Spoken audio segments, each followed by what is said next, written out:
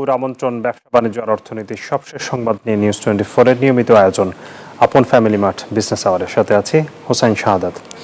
দর্শক, আজ আমরা আলোচনা করতে চাই ব্যবসা বাণিজ্য নিয়ে। আসলে এই মুহূর্তে বেশ টানাপোড়েন চলছে। বাংলাদেশের রাজনৈতিক অস্থিরতার সাথে সাথে বৈশ্বিক অস্থিরতা সবকিছু মিলিয়ে বাংলাদেশের ব্যবসায়ীরা এটা কঠিন সময় পার করছেন। এর মধ্যে সবচেয়ে খারাপ সময়টি কিন্তু পার করছে যারা ক্ষুদ্র এবং মাঝারি যে উদ্যোক্তারা আছে, যাদেরকে আমরা এসএমই বলে থাকি। তাদের সংকটটা একটু বেশি। তার কারণ হচ্ছে তাদের সক্ষমতা কম, তাদের পুঁজি কম, তাদের সুযোগগুলো কম থাকে, তাদের ব্যাংকের সাথে ব্যাংক থেকে অর্থায়ন পাওয়ার ক্ষেত্রে তাদের নানান ধরনের জটিলতা আছে। এর বাইরে কাঁচামালের ব্যয় বাড়ছে, ব্যবসার খরচ বাড়ছে। সব কিছু মিলিয়ে আসলে তারা এই মুহূর্তে কেমন অবস্থায় আছে, এই বিষয়গুলো নিয়ে আমরা কথা বলতে চাই। তাদের জন্য আসলে কি করণীয়, নির্বাচনের আগ পর্যন্ত আসলে তারা কি করবে, এই বিষয়গুলো নিয়ে আমরা কথা বলবো। আমাদের সাথে দুজন অতিথি আজকে আলোচনায় অংশ নিচ্ছেন। একজন স্টুডিওতে উপস্থিত আছেন যারা মাহমুদ হোসেন, অর্থনীতি বিশ্লেষক। আপনাকে স্বাগত জানাচ্ছি আমাদের আজকের আয়োজনে। আমি স্বাগত জানাতে চাই, আমাদের সাথে জুমে যুক্ত হয়েছেন রাশিদুল করিম মুন্না, সভাপতি বাংলাদেশ বহুমুখী পাট পণ্য উৎপাদক এবং রপ্তানিকারক সমিতি। জনাব রাশেদ, আপনাকেও স্বাগত জানাচ্ছি বিজনেস আওয়ারের আজকের আয়োজনে। আমি আপনাকে দিয়ে শুরু করতে চাই, যেহেতু আপনি নিজে ব্যবসা করেন এবং আপনি অনেক ক্ষুদ্র ব্যবসায়ীদেরকে নিয়েও কাজ করেন। এসএমই ফাউন্ডেশনে আপনি দায়িত্ব পালন করেছিলেন। সবকিছু মিলিয়ে এই মুহূর্তে আপনাদের মানে বিশেষ করে যে ছোট ছোট উদ্যোক্তারা আসলে কিভাবে দিন পার করছে, তারা আসলে টিকে আছে কিভাবে? ধন্যবাদ আপনাকে আমাকে আমন্ত্রণ জানানোর জন্য। আমরা দেখছি যে বিশেষ করে ইউক্রেন রাশিয়া যুদ্ধ, পরবর্তীকালে ট্রাম্প প্রশাসনের শুল্ক নীতি এবং আমাদের সার্বিক জাতীয় রাজনৈতিক যে অঙ্গন, সেখানে যে অস্থিরতা, সবকিছু মিলে মুদ্রাস্ফীতি বৃদ্ধি পাওয়া এবং অর্থনীতির যে স্বাভাবিক যে গতিশীলতা সেটা স্থবির হয়ে যাওয়া, এটা একটা নেগেটিভ ইম্প্যাক্ট ফেলেছে বিশেষ করে মাইক্রো কর্টাস এবং স্মল যারা আছে, এসএমই সেক্টরে যারা আছে। এবং ইতিমধ্যে আমরা দেখেছি যে বেশ কিছু প্রতিষ্ঠান তাদের মূলধনের অভাবে বন্ধ হয়ে গেছে। তাদের যে স্বাভাবিক যে বিক্রির যে পরিমাণ সেটা অনেক হ্রাস পেয়েছে। এবং ইতিমধ্যে আমরা দেখছি যে গত নভেম্বর এবং ডিসেম্বরে বেশ কিছু মেলা ঢাকায় এবং ঢাকার বাইরে হয়েছে। প্রতিটা প্রতিষ্ঠান বা উদ্যোক্তা আমাকে বলেছে যে ভাই, গত বছর যে পরিমাণ আমি সেল করেছি সেটা প্রায় 50% 60% কমে গেছে। সুতরাং এটা স্বাভাবিকভাবে একটা চিত্র চলে আসছে যে উদ্যোক্তাদের যে ক্রয় পণ্য বিক্রি করার ক্ষেত্রে যে ক্রেতা আছে তাদেরও সক্ষমতা অনেক হ্রাস পেয়েছে এবং হ্রাস পাওয়ার একটা নেগেটিভ ইম্প্যাক্ট ফেলেছে তারা ক্রয় প্রক্রিয়াতে তাদের স্থবিরতা। সুতরাং এই জায়গাতে হচ্ছে আমি মনে করি যে এসএমইরা একটা বড় চ্যালেঞ্জের মধ্যে পড়েছে বেশ কয়েক বছর পর। এমনি তাদের বিভিন্ন ধরনের সমস্যা আছে এবং নতুন বাড়তি যুক্ত হয়েছে। আমরা জানি যে ব্যাংক বা আর্থিক প্রতিষ্ঠানগুলো সেভাবে সহযোগিতা এসএমই বিশেষ করে স্মল এবং মাইক্রো এবং কর্টাস সেক্টরে যারা আছে সেই মাত্রায় সহযোগিতাটা করছে না, এবং যে কারণে তাদের যে মূলধনের যে ঘাটতি এটা পূরণ না হওয়ার কারণে তাদের একটা বলবো যে বড় ধরনের একটা চ্যালেঞ্জের মধ্যে পড়েছে। জি, এই যে মূলধনের ঘাটতির কথা বলছেন, আপনি কিন্তু ব্যাংকের সাথে যুক্ত ছিলেন, আর্থিক খাতের সাথে যুক্ত আছেন। এসএমইদের ব্যাংকের সাথে অর্থাৎ ব্যাংকের থেকে অর্থায়ন পাওয়ার ক্ষেত্রে আমরা দীর্ঘদিন ধরে শুনে আসছি, বিভিন্ন পরামর্শ এসছে, কিন্তু আমরা সেভাবে করে এখন পর্যন্ত আসলে অ্যাক্সেস টু ফাইন্যান্স যেটা আমরা বলি এসএমইদের জন্য, সেটি নিশ্চিত হয়নি। সেই জায়গাটাতে আসলে কোনো করণীয় কি আছে? ব্যাংকগুলো কি আসলে কিছু করতে পারে? মানে তাদেরকে, যে ক্ষুদ্র উদ্যোক্তাদেরকে আমরা জানি যে বাংলাদেশ ব্যাংকেরও একটি নীতিমালা আছে যে এসএমইদের জন্য আলাদা বরাদ্দ রাখার ঋণের ক্ষেত্রে। সেই জায়গাটাতে আসলে মানে সমস্যাটা কোন জায়গায় হচ্ছে? ধন্যবাদ আপনাকে। দেখুন, এখানে সবচেয়ে বড় যে প্রবলেম অ্যাক্সেস টু ফাইন্যান্সের ক্ষেত্রে, যে বাংলাদেশে এই ইস্যুটা যতই চেষ্টা করা হয়েছে একটা প্রাতিষ্ঠানিক স্থায়িত্ব পায়নি। বিভিন্ন সময় বাংলাদেশ ব্যাংক সরকারের উদ্যোগে বিভিন্ন রকম স্কিম নিয়েছে, এসএমইদের জন্য কিছু কনসেশন দিয়েছে অথবা আপনার মনে করেন কিছু বাড়তি সুযোগ সুবিধা দেওয়ার চেষ্টা করেছে, বাট সেটা কিন্তু সাস্টেইনেবল হয়নি। এই সাস্টেইনেবল না হওয়ার পিছনে সবচেয়ে বড় যে ইস্যুটা দায়ী সেটা হচ্ছে যে দেখেন এসএমইদের একটা ভালনারেবিলিটি তো আছে। তাদের আপনার মনে করেন সক্ষমতার একটা ইস্যু আছে, যেহেতু সংবেদনশীল তারা অনেক বেশি, যে কোনো ইস্যুতে তারা সবচেয়ে বেশি এফেক্টেড হয়। বাট সবচেয়ে বড় যে প্রবলেমটা হচ্ছে যে এখানে ব্যাংকিং সেক্টরের যে এই যে তেলা মাথায় তেল দেওয়ার একটা প্রবণতা, তারা বড় বড় উদ্যোক্তাকে বা বড় বড় শিল্প প্রতিষ্ঠানে যেই ফ্যাসিলিটিতে তারা লোন দিতে ইচ্ছুক থাকে, এসএমইর ক্ষেত্রে কিন্তু তারা ওভার কছাস হয়ে তারা কিন্তু অনেক বেশি আপনার প্রোটেক্টিভ হয়। তো এখানটায় বাংলাদেশ ব্যাংক যেটা করেছে বা সরকার যেটা করেছে, বিভিন্ন সময় বিভিন্ন প্রতিষ্ঠান গড়ে তুলতে চেয়েছে, বাট ওখানে আমলাতান্ত্রিক জটিলতার কারণে কিন্তু ওগুলোও কিন্তু খুব একটা ইফিসিয়েন্ট হয়নি। এবং ওখান থেকে লোন নিয়ে যেসব ব্যাংক বা আর্থিক প্রতিষ্ঠান এসএমইকে রিফাইন্যান্স করেছে, তাদেরও যেহেতু আপনার কালচারাল শিফটটা ওই রকম হয়নি, যার কারণে কিন্তু এটা ওই স্থায়িত্ব লাভ করেনি। আপনি দেখবেন যে যদি আপনার এই যে আমাদের যে এনপিএল বা লোন ডিফল্টারের যে প্রবণতা, সেটা কিন্তু এসএমইদের ক্ষেত্রে কিছুটা হলেও আপনার ইম্প্যাক্টটা কিন্তু বড় বড় উদ্যোক্তাদের চেয়ে, বড় বড় শিল্প প্রতিষ্ঠানের চেয়ে কম।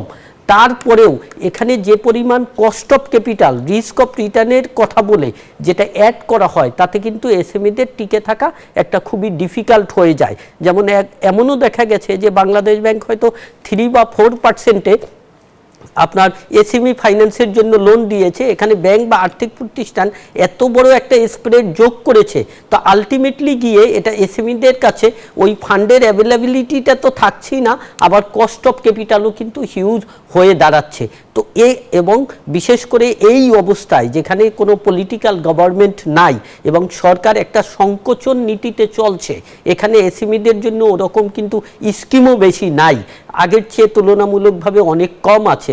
তো কাজেই এখানে যদি প্রাতিষ্ঠানিক একটা বন্দোবস্ত না করা যায় এবং কালচারাল শিফট যদি না করা যায় এবং স্পেশালাইজড ইনস্টিটিউশন যদি গড়ে তোলা না যায়, তাহলে কিন্তু এই অবস্থা থেকে কাটিয়ে ওঠা যাবে না বলে আমার কাছে মনে হয়। হ্যাঁ, এটা একটা ভালো কথা বলেছেন, কিন্তু এই মুহূর্তে আসলে ব্যাংকিং খাতে যে ধরনের সংকট চলছে, সেখানে এসএমইদের জন্য খুব বেশি কিছু করার কি সুযোগ আছে? দেখুন, আমি বলবো করার অনেক সুযোগ আছে, কারণ আপনার সবচেয়ে বড় ব্যাপার হচ্ছে কি, ব্যাংকিং সেক্টরের সবচেয়ে বড় ব্যাপার তো হচ্ছে যে এরা স্বল্প মেয়াদে অর্থের সংস্থান করে দীর্ঘ মেয়াদে প্রজেক্ট লোন দেয়, তাই না? ট্রেড ফাইন্যান্সের চেয়েও এখানে প্রজেক্ট লোন যেগুলো, সেগুলোই কিন্তু মনে করেন বেসিক্যালি ডিফল্ট করে। তো এখানে যদি গভর্নমেন্ট খুব ভালো একটা আপনার মনে করেন পলিসি শিফট করতে পারে, যে এভাবে আপনার হচ্ছে স্বল্প মেয়াদে ডিপোজিট কালেক্ট করে সেখান থেকে দীর্ঘমেয়াদে লোন দেয়া হবে না, অন্য অন্য ব্যবস্থা গড়ে তুলতে হবে, যেখানে পার্শ্ববর্তী দেশের কথা বলতে পারি আমরা, অথবা মনে করেন উন্নত দেশের কথা বলতে পারি, ওরকম যদি একটা ব্যবস্থা গড়া যায়। এবং বাংলাদেশে যেসব স্পেশালাইজড ইনস্টিটিউশন বিল্ড আপ করা হয়েছে, যেমন বাংলাদেশ ইন্ডাস্ট্রিয়াল ফাইন্যান্স কর্পোরেশন আছে বা এভাবে কিছু ইনস্টিটিউশন আছে, এদেরকে যদি ইফিসিয়েন্ট করা যায় এবং সেক্টর বেইজ যদি ফোকাস দেয়া যায়, তাহলে কিন্তু মনে করেন এখানে যথেষ্ট পরিমাণ সুযোগ আছে। কারণ মাথায় রাখতে হবে, বড় বড় উদ্যোক্তাদের লোন দিয়ে সরকারি ব্যাংক থেকে, যেখানে মানে সরকার যে পরিমাণ ঘাটতি স্টেট ওন ব্যাংকে দেয়, তার যদি মনে করেন 30%ও 1/3ও যদি এসএমই সেক্টরে দেয়, তাহলে কিন্তু দেশের শিল্পায়নের দিক থেকে বা ট্রেডের দিক থেকে একটা বিপ্লব ঘটে যাবে। কাজেই আমাদের প্রবলেম হচ্ছে কি, যেহেতু পলিসি মেকাররা বড় বড় শিল্প প্রতিষ্ঠানের এজেন্ডা বাস্তবায়ন করে, কাজেই এসএমইদের প্রতি ওই পরিমাণ অ্যাটেনশনটা শিফটেড হয় না। তো আমরা আশা করি যে নতুন গভর্নমেন্ট এই সেক্টরটা দেখবে এবং এখানে বড় বড় বিজনেসম্যানদের দ্বারা প্রভাবিত না হয়ে, পলিসি তৈরি না করে এই স্মল অ্যান্ড মিডিয়াম এন্টারপ্রাইজের বিষয়টা দেখবে, তাহলে বোধহয় একটা উত্তরণ হয়তো গ্রাজুয়ালি হবে। জি, এটা ভালো বলেছেন, কারণ বড় বড় উদ্যোক্তা মানে শিল্পপতিরা আমরা দেখেছি মানে অনেকেই বিশাল বিশাল অঙ্কের টাকা নিয়ে এক্স্যাক্টলি চলে গেছে, এবং তারা এক একজন যে পরিমাণ টাকা দেশের বাইরে পাচার করেছে, তার খুব অল্প পরিমাণ দিলেও কিন্তু আমাদের ক্ষুদ্র উদ্যোক্তাদের সবারকে অর্থায়ন সমস্যা দূর হয়ে যাওয়ার কথা, তাই না? আমি আবারও জনাব মুন্না আপনার কাছে যেতে চাই। জনাব মুন্না, আপনি যেহেতু পাট পণ্য, বহুমুখী পাট পণ্যর উৎপাদন করেন, রপ্তানি করেন, এবং এই পণ্য উৎপাদন এবং রপ্তানিকারকদের যে সংগঠন আছে সেটিরও নেতৃত্ব দিচ্ছেন, আপনাদের সংগঠনে যে উদ্যোক্তারা আছেন আপনাদের সংগঠনের আওতায়, তাদের কি পরিস্থিতি? মানে পাট পণ্যের এই মুহূর্তে বাজার, আমরা জানি যে এসএমইরা আসলে বড় ধরনের সমস্যা আছে, কারণ বিক্রি কমেছে, মানুষের চাহিদা কমেছে, তাদের ব্যবসা ছোট হচ্ছে। সেই জায়গাটাতে এই ব্যবসায়ীরা কেমন আছে, বিশেষ করে পাট এবং পাটজাত পণ্য নিয়ে যারা কাজ করছেন? ধন্যবাদ আপনাকে আবারও। জাস্ট গত এক মাসে বেশ কিছু মেলা হয়েছে বা হচ্ছে। আমাদের প্রত্যেকটা উদ্যোক্তা বলছে যারা স্থানীয় বাজারে বিক্রি করছে তাদের ইতিমধ্যে যেই পরিমাণ সেল তাদের হতো গত 2-3 বছরে, যেটা আমি ইতিমধ্যে বলেছি, সেটা প্রায় 50 থেকে 60% কমে গেছে। তার মানে ক্রেতাদের ক্রয় ক্ষমতাটা একটা বড় ধরনের ইস্যু হয়ে গেছে। কিন্তু আবার সামনে নির্বাচন, সুতরাং এখন কিন্তু জাতি হচ্ছে নির্বাচনের যাত্রায় সামিল হয়েছে। আমার একটা দাবি আপনাদের কাছে, আপনাদের মাধ্যমে রাজনৈতিক দলগুলোর কাছে, যে প্রত্যেকটা রাজনৈতিক দলের যে নির্বাচনী ইশতেহার আছে, সেক্ষেত্রে এসএমই সেক্টর যেহেতু দীর্ঘদিন ধরে হচ্ছে সেভাবে নীতি সহায়তার সুযোগটা পাচ্ছে না, সেই জায়গাতে প্রত্যেকটা রাজনৈতিক নির্বাচনী ইশতেহারে আমরা দাবি জানাচ্ছি এসএমইদের জন্য তারা কি করবে, কিভাবে সহায়তা করবে, সেই জিনিসটা সুস্পষ্ট করা। আমরা দেখেছি যে আমাদের প্রতিযোগী দেশগুলো যেটা আছে, তারা এসএমইদের ব্যাপারে তারা কিন্তু এসএমই ব্যাংক করেছে, এবং সেই জায়গাতে যেহেতু আমাদের ট্রেডিশনাল ব্যাংকিং অ্যাপ্রোচটা সাহায্য করছে না, ব্যাংকগুলো দাবি করছে তাদের কস্ট অফ প্রোডাকশন তারা হচ্ছে মিট করতে পারছে না ছোট ছোট ঋণ দেওয়ার ক্ষেত্রে, সেই ক্ষেত্রে চিন্তা করতে হবে যে তাদের আলাদা ইনোভেটিভ একটা প্রোডাক্ট বাংলাদেশ ব্যাংকের মাধ্যমে লঞ্চ করা, যাতে এই যে আমরা দীর্ঘদিন ধরে বলছি এবং এই কথাটা প্রায় 20 বছর ধরে হচ্ছে, বাস্তবতা হচ্ছে 2% 3% হচ্ছে ইমপ্রুভ করেনি। এইটা যেহেতু একটা বড় চ্যালেঞ্জ, এবং যেখানে বাংলাদেশে প্রায় 1 কোটি লোকের মতো উদ্যোক্তা বাংলাদেশে আছে, এবং সরকারের দায়িত্ব হচ্ছে কর্মসংস্থান নিশ্চিত করা। সুতরাং এই জায়গাতে হচ্ছে কর্মসংস্থানের ক্ষেত্রে এই এসএমইটা কিন্তু একটা বড় রোল প্লে করতে পারবে। কারণটা হচ্ছে বৈশ্বিক যে রাজনৈতিক অস্থিরতা, এবং সেই জায়গাতে কিন্তু বড় বড় ইন্ডাস্ট্রি গুলা আপনি দেখেছেন ইতিমধ্যে এক্সপোর্ট ফিগার গুলা কিন্তু নেগেটিভ। সুতরাং আমরা কিভাবে এসএমইদেরকে সুরক্ষা দিতে পারি, তাদেরকে বুস্ট আপ করতে পারি, এবং যেই পণ্যগুলা অযাচিত ভাবে ইম্পোর্ট হচ্ছে, এসএমইরা যে পণ্যগুলা তৈরি করছে তাদেরকে কিভাবে ইম্পোর্ট করার ক্ষেত্রটাকে সংকুচিত করে তাদেরকে সহযোগিতা করা যায়, এবং গ্রাজুয়ালি তারা যাতে গ্রাজুয়ালি এক্সপোর্টের দিকে যেতে পারে। সুতরাং এই যে কর্মসংস্থান সৃষ্টি, অর্থনৈতিক গতি ত্বরান্বিত করা, এবং সার্বিকভাবে দেশের জাতীয় অর্থনীতি উন্নয়ন করা, এই বিষয়গুলোকে মাথায় রেখে আসলে আলাদা পলিসি সরকারের জায়গা থেকে নিতে হবে। কারণ এই পলিসির জায়গাতে যেটা যেখানে আপনার উপস্থিত যে আরেকজন মেহমান আছেন, উনি কিন্তু বলেছেন সুস্পষ্ট ভাবে যে ব্যাংকিং বা আর্থিক প্রতিষ্ঠানগুলো শুধুমাত্রই বড়দেরকে সাহায্য করছে, এবং এটাই বাস্তবতা। সুতরাং এই ছোটরা যারা নিজস্ব পুঁজি বা আত্মীয় স্বজনের কাছে ধার করে যেই প্রতিষ্ঠা বা উদ্যোগগুলো তারা নিয়ে এগিয়ে যাওয়ার চেষ্টা করছে, এবং আপনি দেখবেন যে 8-10 বছর ধরে উদ্যোক্তা হওয়ার একটা স্বপ্ন কিন্তু ইতিমধ্যে আমরা দেখছি, অনেক শিক্ষিত ছেলে মেয়ে কিন্তু উদ্যোক্তা হওয়ার চেষ্টা করছে। সুতরাং এই জায়গাতে কিন্তু দেখভাল করার মতো সেরকম ভূমিকাটা নেই। আমরা মনে করি জিডিপিতে যেহেতু 30% মতো কন্ট্রিবিউশন রাখছে এসএমইরা, আমাদের প্রতিযোগী দেশগুলা 60 থেকে 70% রাখছে। সুতরাং এই সেক্টরে একটা বড় সুযোগ আছে, এখানে 10 থেকে 15,000 কোটি টাকা প্রতি বছর বিনিয়োগ করা দরকার, এবং সেই জায়গাটা নিশ্চিত করার জন্য বাংলাদেশ ব্যাংকের কিছু পলিসি এবং মনিটরিং অ্যারেঞ্জমেন্ট থাকা দরকার, যাতে সত্যিকার অর্থে মাইক্রো কোয়ার্টার্স এবং স্মল যারা আছে বিশেষ করে তাদের দোরগোলায় হচ্ছে সরকারি নীতি সহায়তা গুলা পৌঁছাতে পারে। এই বাধা যেহেতু হচ্ছে ট্রেডিশনাল ব্যাংকিং প্রসেস যেহেতু কোনোভাবেই কাজ করছে না 20-25 বছর ধরে চিৎকার করার পরও, সুতরাং সরকারকে সত্যিকার অর্থেই ভাবতে হবে ইনোভেটিভ কোনো প্রোডাক্ট নিয়ে কাজ করা, যেটা আমি ইতিমধ্যে বলেছি এসএমই ব্যাংক হতে পারে, এখানে আলাদা একটা স্ট্র্যাটেজিক প্ল্যান নিতে পারে, আলাদা একটা কাঠামো নিতে পারে, প্রতিটা ব্যাংক বা আর্থিক প্রতিষ্ঠানকে একটা টার্গেট দিতে পারে যে তাদের টোটাল যে দেবে, ঋণটা দিবে, তার কত পার্সেন্ট এই মাইক্রো কোয়ার্টার্স এবং সেক্টরে যারা আছে, যারা পাচ্ছে না তাদেরকে তারা কিভাবে দিচ্ছে, এবং সেই ক্ষেত্রে যদি ব্যাংকের কস্ট অফ প্রোডাকশনের জায়গায় একটা চ্যালেঞ্জ থাকে, সরকার সেখানে সহায়তা করা দরকার। অন্তত তাদের যে কস্ট অফ প্রোডাকশন নিয়েই তো তারা বারবার চিৎকার করছে। সুতরাং এই বিষয়টা ভাবা দরকার যে এই ব্যাংকিং যেহেতু অনেকভাবে আমাদের আর্থিক খাত হচ্ছে দুর্বল হয়ে গেছে, এই সেক্টরকে বুস্ট আপ করার জন্য সরকার যদি কিছু বিনিয়োগ করে হলেও এই মাইক্রো কোটা সেক্টরকে সাপোর্ট দেওয়ার সুযোগটা বাড়াতে পারে। ব্যাংকেও মাথায় রাখতে হবে আগামী 5-7 বছর পর কিন্তু এরাই একসময় বড় উদ্যোক্তা হবে, ব্যাংকের জন্য এক ধরনের বিনিয়োগ হবে। সুতরাং এটাকে কিভাবে ওই সিচুয়েশনে একটা এনাবলিং এনভায়রনমেন্ট ক্রিয়েট করা যায় পলিসি সাপোর্টের মাধ্যমে, এবং নতুন সরকারকে এই ব্যাপারে জবাবদিহিতার মধ্যে আনতে হবে, তাদের নির্বাচনী ইশতেহার অবশ্যই ঘোষণা করতে হবে, কারণ এটাই হচ্ছে বাংলাদেশের আগামীর যেই লক্ষ্যমাত্রা, সেই লক্ষ্যমাত্রায় নিয়ে যাওয়ার ক্ষেত্রে এই সেক্টরটা মূল ভূমিকা পালন করতে পারবে। অনেক ধন্যবাদ জনাব মুন্না আপনাকে।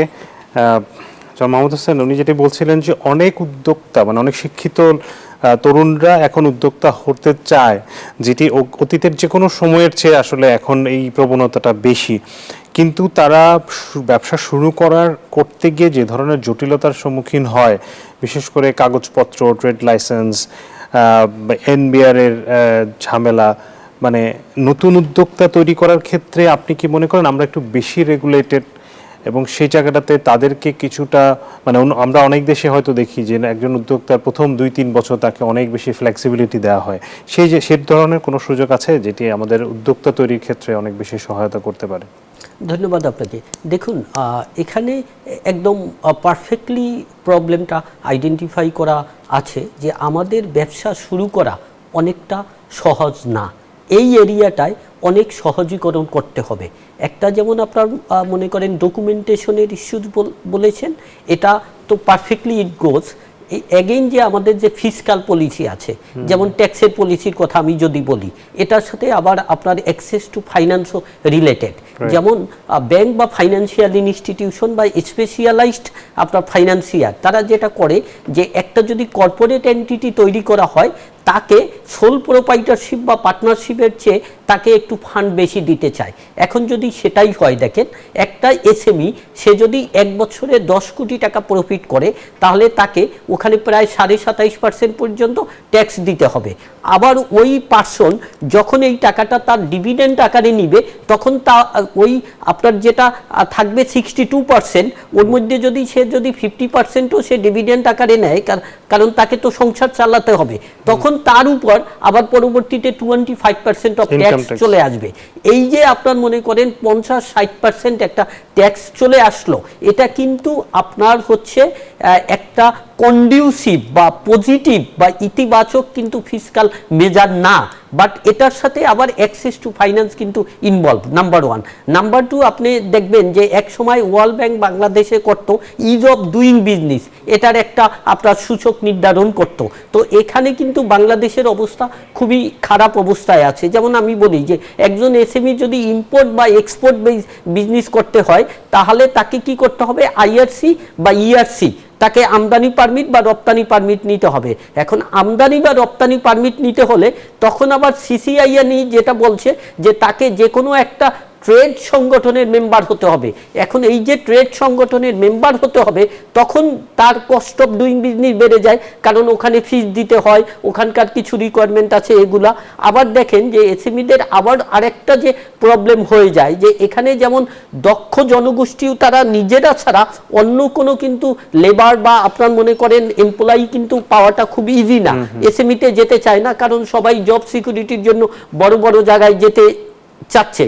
তাহলে তার কস্ট অফ ফাইন্যান্স একদিকে বেশি, তার ট্যাক্স রেট একদিকে বেশি, আবার সে দক্ষ শ্রমিক বা দক্ষ আপনার মনে করেন কর্মচারী পাচ্ছেন না, এবং অ্যাট দ্য সেম টাইম অন্য ক্ষেত্রে যে বড়রা আপনার হচ্ছে গভর্নমেন্টের বিভিন্ন ইনস্টিটিউশনকে, সেটা ইভেন কাস্টম ডিপার্টমেন্ট হোক বা অন্য ডিপার্টমেন্টকে ইনফ্লুয়েন্স করে তাদের বিজনেসটা যতটা ইজিলি করতে পারে, এসএমই যেহেতু কাউন্টেবল হয় না বা তাদের ওই মাসেল পাওয়ারটা থাকে না, এবং যেগুলো ট্রেড অর্গানাইজেশন আছে এসএমইদের জন্য, তারাও অত ইফিসিয়েন্টলি অ্যাক্ট করে না, কারণ আমাদের এখানে মানি ইজ পাওয়ার, তো এসএমই অর্গানাইজেশনের পাওয়ারটা ওই যে বড় বড় শিল্প উদ্যোক্তাদের যে অর্গানাইজেশন আছে তাদের চেয়ে কম থাকে, তো ওখানেও তারা সুবিধা পায় না। তো এটা হচ্ছে সব দিক থেকে অনেকটা আপনার মনে করেন, যদিও বলা হচ্ছে যে আপনার উদ্যোক্তাদের তৈরি করার জন্য গভর্নমেন্ট মাঝে মধ্যে বিভিন্ন পলিসি নেয়, কর্মশালার আয়োজন করে, বাট তাকে বিজনেস করার জন্য ফেসিলিটেট করার জন্য কিন্তু ইফিসিয়েন্টলি ওই রকম কোনো প্রিভেইলিং ব্যবস্থা নাই। এই বিষয়ে একটু জনাব মুন্নার কাছে শুনতে চাই। জনাব মুন্না, আমরা বিরতিতে যাব, ছোট করে এই বিষয়ে আপনি কিছু অ্যাড করতে চান কিনা? নতুন উদ্যোক্তাদেরকে বেড়ে ওঠা বা তাদের ব্যবসায় প্রবেশ করা তারা একটা পায়ের তলায় যে বলে যে মাটি খুঁজে পাওয়া পর্যন্ত সরকারের দিক থেকে এনবিআর বা অন্যান্য পলিসির জায়গাগুলোতে সহায়তার কি সুযোগ আছে বা কতটা দরকার? এটা খুব জরুরি একটা ইস্যু। আমরা দেখেছি যে বর্তমান যে পলিসিগুলো আছে তাতে বড় উদ্যোক্তা বা মাঝারি বা একবারে যে শুরু করেছে তার জন্য ট্রেড লাইসেন্স থেকে শুরু করে যতগুলি গভর্নমেন্টের ডকুমেন্টেশনের ইস্যুগুলো আছে একই হারে নির্ধারণ করা, যেটা কোনোভাবেই কাম্য নয়। আমরা পৃথিবীর অন্যান্য দেশগুলোতে দেখেছি অন্তত 5 থেকে 7 বছর একটা সাপোর্ট দিচ্ছে, অর্থাৎ যে স্টার্ট আপ তার জন্য আলাদা পলিসি, আলাদা আলাদা ডকুমেন্টেশন। সুতরাং এই জায়গাগুলোতে আসলে একটা বিভাজন আনা দরকার, যাতে যারা ছোট উদ্যোক্তা তাদের যে একটা হ্যাসেল ফেস করতে হচ্ছে এবং কস্ট অফ প্রোডাকশনের জায়গাতে একটা বড় ইম্প্যাক্ট ফেলছে, এই বিষয়টা খুব জরুরি হয়ে গেছে। সেক্ষেত্রে যেটা জরুরি দরকার, প্রত্যেকটা ডিস্ট্রিক্টে এসএমই সেক্টরে যারা আছে বা মাইক্রো প্রোডাক্ট সেক্টরে যারা আছে একটা ডাটা বেস করা খুব জরুরি হয়ে গেছে, এবং যেই যে সেক্টর গুলাতে ওই ডিস্ট্রিক্টে কাজ করছে সেই সেক্টর গুলাকে আলাদা একটা স্ট্র্যাটেজিক প্ল্যান নেওয়া দরকার। এবং এই প্ল্যানটাকে বাস্তবায়নের জায়গাতে আমি মনে করি যে সরকারের যে বিভিন্ন মন্ত্রণালয় কাজ করছে বিচ্ছিন্ন বিক্ষিপ্ত ভাবে, কোনো কোঅর্ডিনেশন নেই। সুতরাং অবজেক্টিভ যেহেতু হচ্ছে ডেভেলপমেন্ট, সুতরাং এই জায়গাতে তাদেরকে কিভাবে সাপোর্ট দেওয়া যায়, এখানে কিভাবে তাদেরকে নার্সারি করা যায়, যে একজন এন্টারপ্রেনার কিভাবে টোটাল বিজনেস প্রসিডিউরটাকে ফলো করবে এবং তার যে চ্যালেঞ্জ গুলো আছে সেই জায়গাতে ইনফরমেশনের জায়গাতে কিভাবে তাকে নার্সারি করা যায়, এবং সেই জায়গাতে স্কিল ডেভেলপমেন্ট, টেকনোলজি, মার্কেটিং, এই বিষয়টাকে অন্যান্য মন্ত্রণালয় বিচ্ছিন্নভাবে কিন্তু করছে, কিন্তু কোনো সমন্বয় নেই, যে কারণে রেজাল্টটা পাওয়া যাচ্ছে না। সুতরাং উদ্যোক্তাদেরকে এভাবে যদি চিন্তা করা যায় যে সরকারের যে সার্বিক কর্মকাণ্ড আছে প্রত্যেকটা জেলায় বা ডিসির কোঅর্ডিনেশনে যদি এই কাজটা করা যায়, তাহলে আমি মনে করি খুব ভালো একটা রেজাল্ট আসবে। এবং দ্বিতীয়ত যেটা বলেছি, এই যে একই হারে নির্ধারণ করা, সেটা এনডাইরেক্ট বিভিন্ন ধরনের পলিসি বলেন, আর স্থানীয় সরকারের যে সমস্ত রেজিস্ট্রেশন ইস্যুগুলো আছে বা অন্যান্য যে রেজিস্ট্রেশন ইস্যুগুলো আছে, আমি বলবো বিদ্যুতের দিকে যাই, আমি যদি ইম্পোর্ট করতে যাই, সব জায়গাতে কিন্তু একই হারে সব ধরনের কস্টগুলো নির্ধারণ করা। সুতরাং এখানে একটা বিভাজন আনলে সেটা লাভবান হবে জাতীয় অর্থনীতি। সেই জায়গাটাতে আসলে উদ্যোক্তাদেরকে আরো উৎসাহিত করা যায় এবং তারা আসলে বেড়ে ওঠার সুযোগ পাবে। আপনাকে অনেক ধন্যবাদ জনাব রাশিদুল করিম মুন্না আমাদের সাথে সময় দেওয়ার জন্য।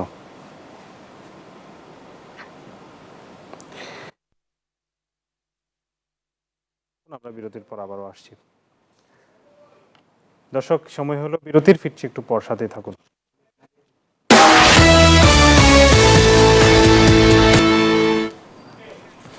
দর্শক, বিরতির পর আবারও স্বাগত জানাচ্ছি আপন ফ্যামিলি মার্ট বিজনেস আওয়ারে। আমরা আবারও আলোচনায় ফিরতে চাই, তবে তার আগে আমরা এই পর্যায়ে দেখতে চাই পত্রিকার শিরোনাম। প্রতিদিনকার মতোই দেশের প্রধান প্রধান কয়েকটি পত্রিকার বাণিজ্য বিষয়ক কয়েকটি শিরোনাম আমরা দেখতে চাই। শুরুতে আমরা যদি দেখি দ্য বিজনেস স্ট্যান্ডার্ড পত্রিকা, তারা শিরোনাম করেছে 8,000 কোটি টাকা ব্যয় বৃদ্ধি এবং দীর্ঘসূত্রিতার কবলে চট্টগ্রামের 6 মেগা প্রকল্প।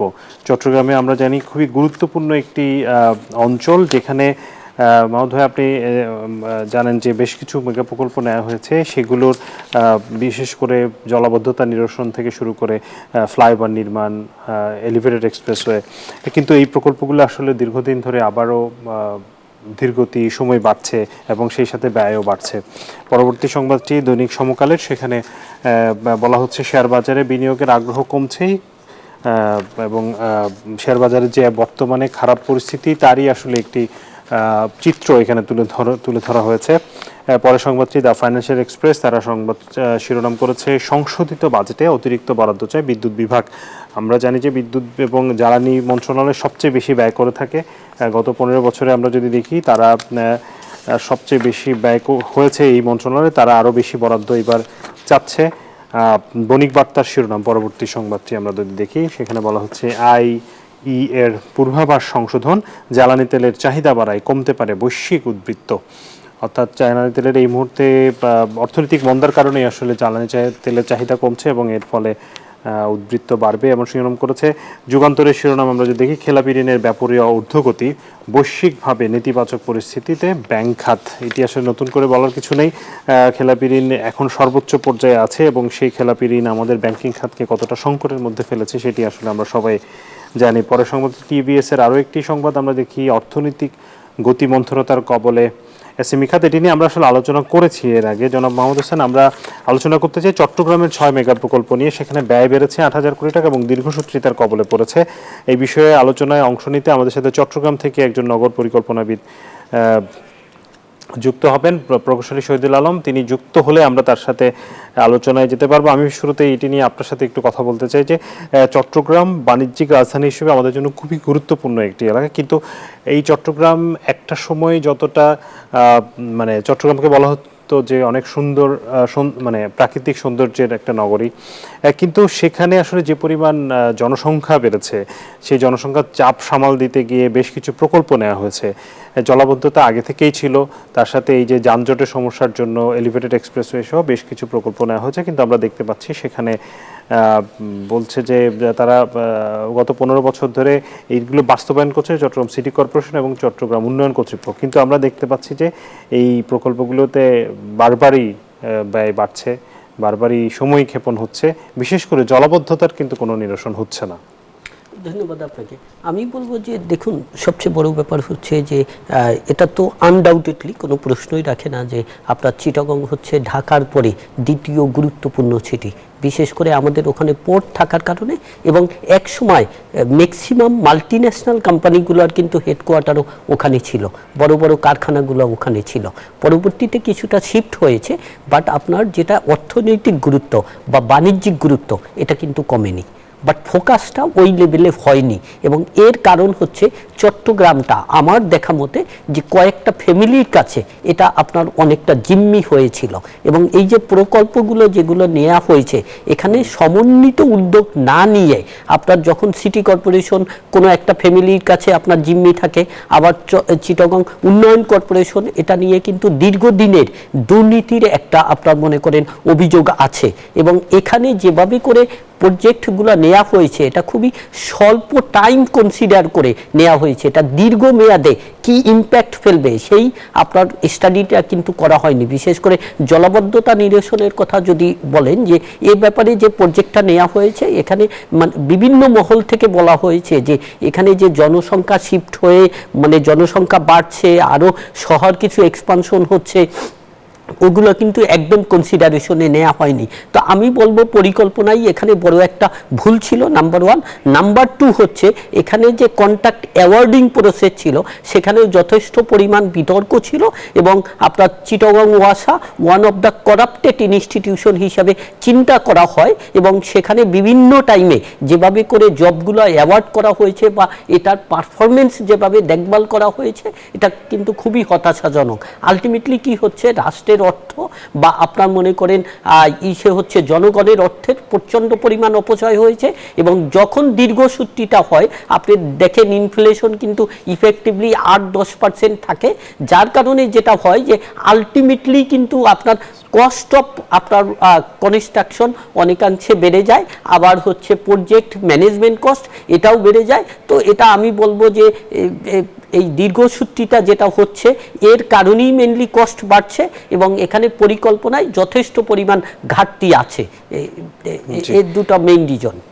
জি, আপনাকে অনেক ধন্যবাদ। আসলে আমরা চট্টগ্রাম থেকে যিনি যুক্ত হওয়ার কথা ছিলেন তাকে পেলে আমরা আসলে হয়তো রিয়েল সিনারিওটা আরও বেশি জানতে পারতাম, কী কারণে সমস্যাগুলো হচ্ছে। আপনাকে অনেক ধন্যবাদ, আপনি আজকে আমাদেরকে সময় দিয়েছেন। জনাব মাহমুদ হোসেন, আপনার সাথে নিশ্চয়ই ভবিষ্যতে আবারও কথা হবে। দর্শক, আপন ফ্যামিলি মার্ট বিজনেস আওয়ারে সময় হচ্ছে আরও একটি বিরতির, ফিরবো আরও সংবাদ নিয়ে, সাথে থাকুন। দর্শক, আবারও স্বাগত জানাচ্ছি আপন ফ্যামিলি মার্ট বিজনেস আওয়ারে। এবারে জনপদের শিল্প ও বাণিজ্যের খবর।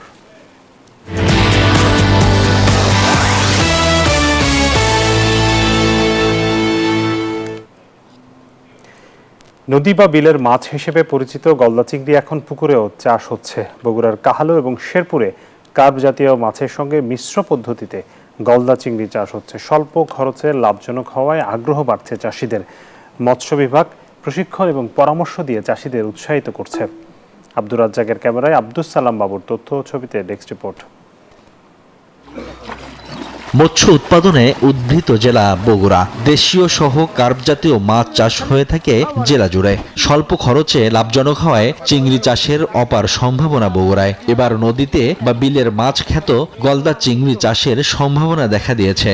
জেলার কাহালু ও শেরপুরে স্বল্প পরিসরে গলদা চাষে সফলতা পেয়েছেন মৎস্যচাষীরা। কাহালু উপজেলার মুরইল গ্রামের তরুণ উদ্যোক্তা মিনহাজ ইসলাম 50% পুকুরে কার্প জাতীয় মাছের সঙ্গে চিংড়ি মাছ চাষ করে সাফল্য পেয়েছেন। 5 মাস আগে 21 দিন বয়সী 12,000 পিস রেণুপোনা পুকুরে ছাড়েন। সঠিক নিয়মে পরিচর্যায় বিক্রির উপযুক্ত হয়েছে। ইন টোটাল প্রতি মাসে প্রায় আমরা একটা মোটামুটি অ্যাভারেজ হিসেব করে 18 থেকে 20 টাকা পিস খরচ করছি, পড়ে গেছে আর কি। আর আমরা 1000 টাকা থেকে 1200 টাকা কেজির মধ্যে বাজার ওঠানামা করে তার মধ্যে বিক্রি করতেছি।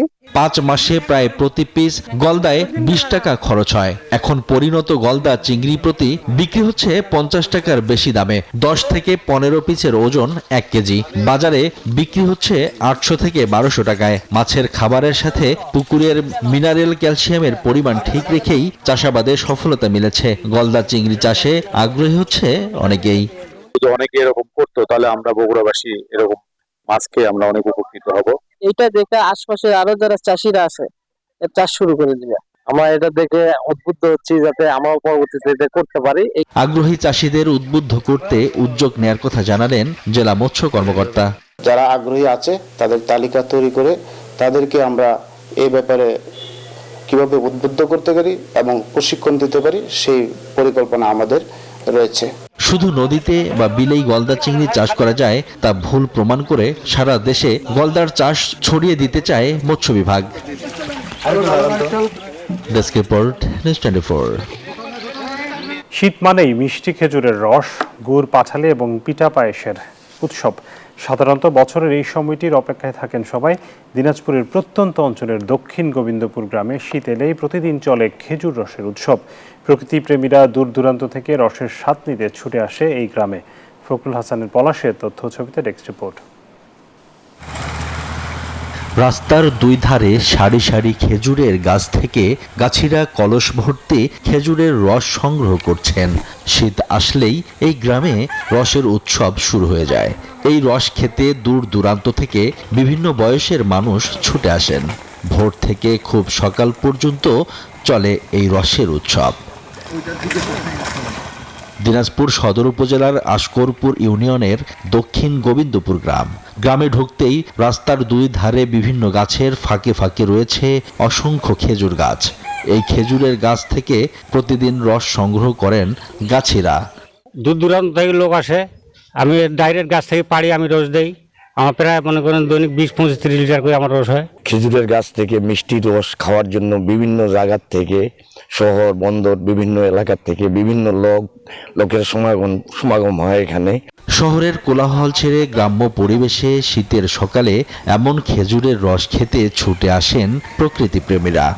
খাঁটি খেজুর রস খেতে যা মানে একটা যে অনুভব পাওয়া যায়, এটা না খেলে আসতে বুঝতাম না। তো অনেক মজা।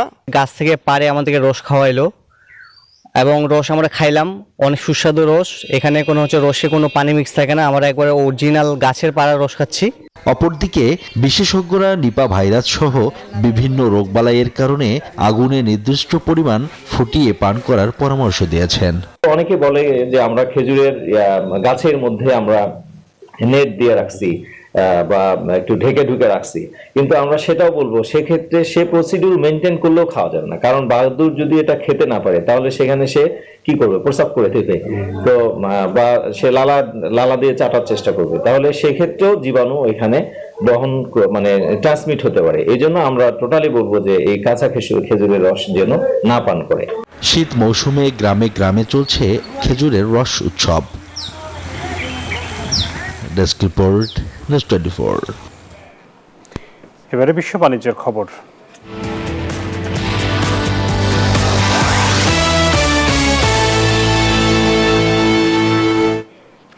মার্কিন পণ্যে ডোনাল্ড ট্রাম্পের আরোপিত 50% শুল্ক বাতিল চেয়ে মার্কিন প্রতিনিধি পরিষদে প্রস্তাব পেশ করা হয়েছে। শুক্রবার মার্কিন কংগ্রেসের নিম্নকক্ষ প্রতিনিধি পরিষদের 3 ডেমোক্রেটিক আইন প্রণেতা এই প্রস্তাব উপস্থাপন করেন।